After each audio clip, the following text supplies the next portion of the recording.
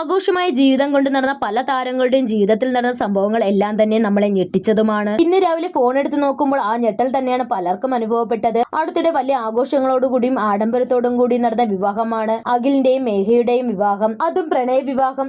പിന്നീട് സോഷ്യൽ മീഡിയയിൽ നിറഞ്ഞു നിന്ന താരങ്ങൾ കഴിഞ്ഞ ദിവസങ്ങളിൽ പോലും പുതിയ സിനിമയുടെ പ്രൊമോഷൻ വീഡിയോയുമായി എത്തിയിരുന്നു. എന്നിട്ടും അഖിലിനെ പറ്റിച്ച് മേഘ മറ്റൊരു ബസ് ഡ്രൈവർക്കൊപ്പം ഒളിച്ചോടിപ്പോയി എന്നൊക്കെ പറയുമ്പോൾ പലർക്കും അതങ്ങോട്ട് വിശ്വസിക്കാൻ പോലും കഴിയുന്നില്ല. അടുത്തിടെ അഖിൽ മേഘയെ തുടർ പഠനത്തിനായി ഒരു സ്ഥാപനത്തിൽ ചേർത്തിരുന്നു. ബസ്സിലായിരുന്നു യാത്ര.